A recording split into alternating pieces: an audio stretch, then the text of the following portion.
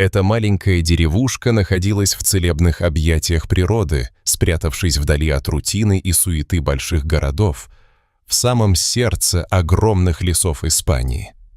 Она была как затерянный мир, где часики тиканья цивилизации словно замерли, обретая простоту и гармонию с окружающим пространством. Здесь, в этой тихой местечке, закон и порядок порой были под угрозой из-за местных воротил, которые, используя скрытые пути и хитрости, наживались на бедственном положении простых жителей, ограбляя их и искажая правду. В таких условиях Лукас выбрал быть лесорубом, проведя всю свою жизнь среди могучих деревьев и непередаваемой красоты природы. Работа для него была не просто заработком, это было его призвание, его жизненный выбор, который определял каждое его утро и вечер, каждую минуту, проведенную в лесу. Лукас ценил таинственную тайгу, каждый день восхищаясь ее окутанными тишиной просторами и могуществом, которые создавали впечатление, будто мир здесь остановился.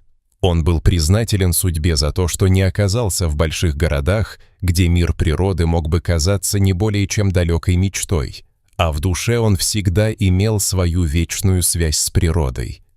Его дух всегда был связан с этим местом, и именно здесь он создал семью, здесь родился его сын, что только усиливало его связь с этой землей и придавало ему сил работать.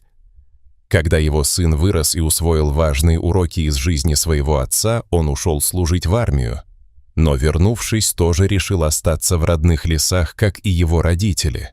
Каждый его визит приносил радость и надежду родителям, заставляя их сердца наполняться счастьем и теплом.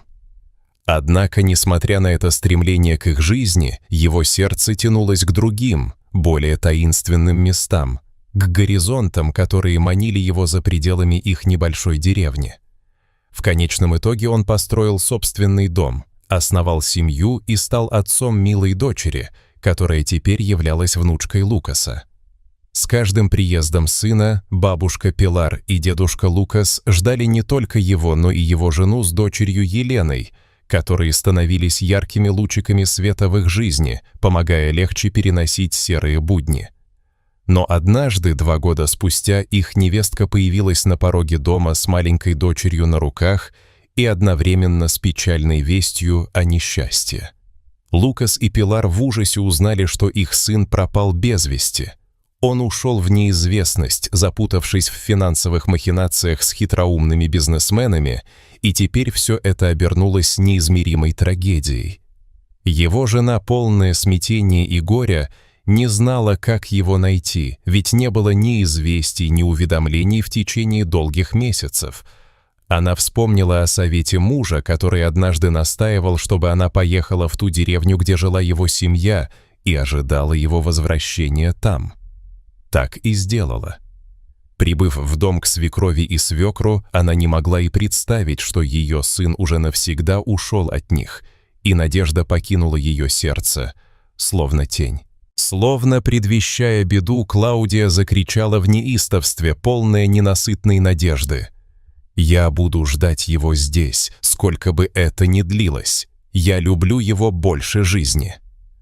Она переехала в дом пожилой пары, каждый день чувствуя душевную боль от утраты, но одновременно радуясь искренней любви и заботе о том, что ее дочь растет рядом с ее дедушкой и бабушкой, которые были по-своему ей опорой и поддержкой.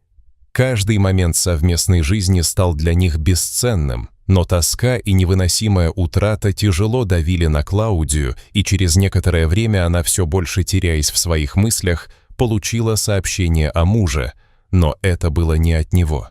Сообщение, которое она получила, было злым, бесчеловечным. Оно объявило о его смерти и содержало ужасающие фотографии в качестве доказательства.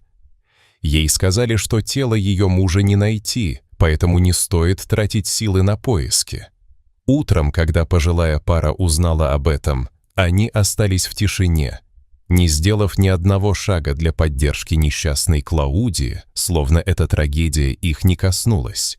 С каждым днем их сердца сжимались от боли, а когда Клаудия, потеряв надежду, взяла веревку и повесилась в сарае, Жизнь казалась рубежом, который невозможно перевернуть. Единственной искоркой надежды и счастья в этом мрачном море была маленькая Елена, которая, казалось, была единственным светом в темном туннеле их существования. Елена, глядя на своего деда Лукаса, чувствовала, что он всегда рядом. Больше всего на свете он любил ее, и это чувство отражалось в их отношениях, добавляя тепло и радость в повседневные заботы. У них был особый, невидимый вид связи, который ничто не могло разрушить. Бабушка Пилар старалась поддерживать атмосферу наслаждения и доброты, однако ее здоровье ослабло под тяжестью последних трагедий, и она часто уставала.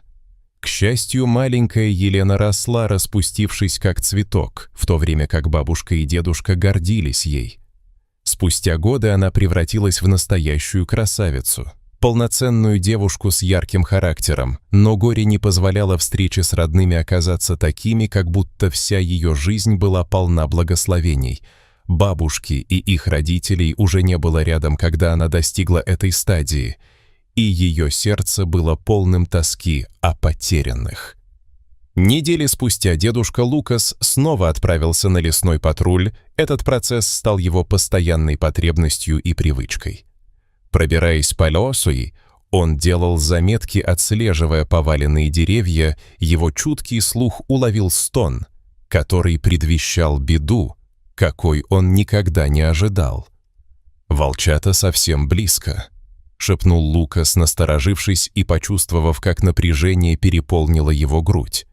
Он осторожно подкрался к источнику звуков и вскоре наткнулся на мертвую волчицу, которая лежала в техном и темном бору. Под корнями дерева рядом с ней гнездились два волчонка.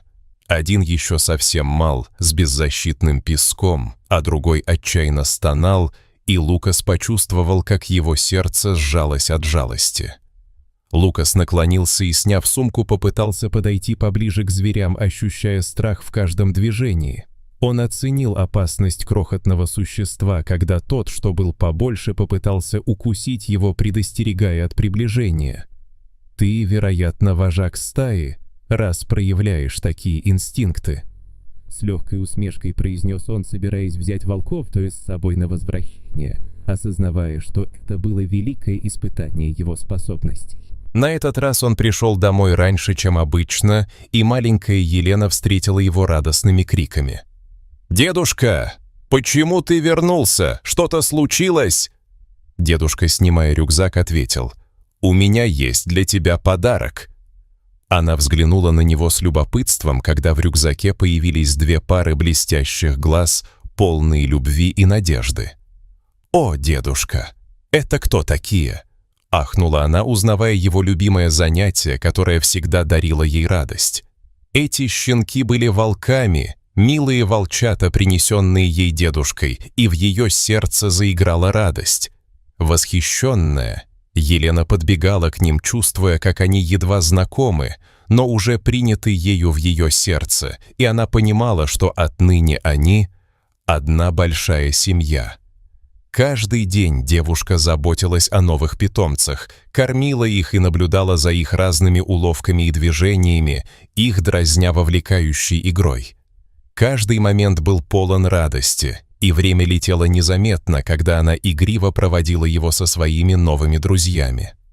Дедушка назвал одного волка Норт, с темным мехом, который как будто излучал силу и ум, в то время как другой не был женщиной.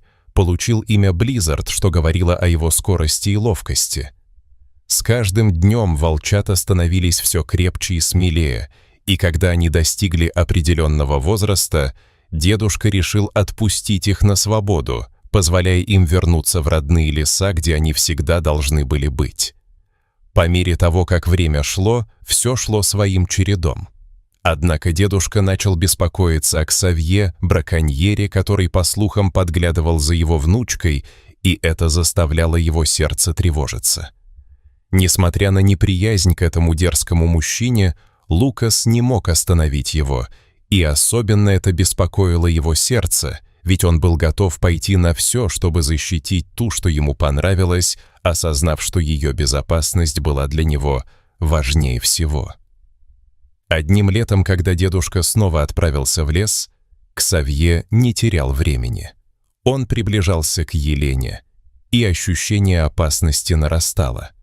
Елена чувствовала, что защищаться ей больше нечем, и страх охватывал ее, когда ее загнали в угол и прижали к стене, а страх охватывал ее, когда она поняла, что на этот раз ее никто не спасти.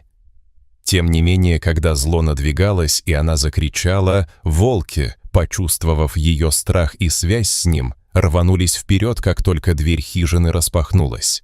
Норт и Близзард обрушились на нападавшего, кусая и царапая его по всей одежде, словно забирая свою справедливость. Ксавье не успел осознать, что его поджидают так, как он не ожидал. Его прочная охотничья одежда помогала лишь временно, как волки разрывали его на части, отбирая шанс уйти живым. Лукас, услышав крики своей внучки, зашел, и его проницательный взгляд быстро изъял снаряжение, тогда как он отбил злодея, не теряя ни секунды на раздумье. Воспользовавшись моментом, он выстрелил в воздух, и волки, выполнив свою роль, послушно вернулись с ним, не догадываясь о будущем. Ксавье был пойман и передан полиции. Вскоре после суда злодея приговорили к длительному тюремному заключению за его тяжкие преступления, и справедливость все же восторжествовала, словно невидимые нити судьбы плели свою историю. С каждой закованной минутой, когда глухо лязгал замок, мир снова обрел покой, благодаря волкам и вере Лукаса в то, что даже в самых темных временах справедливость всегда найдет путь.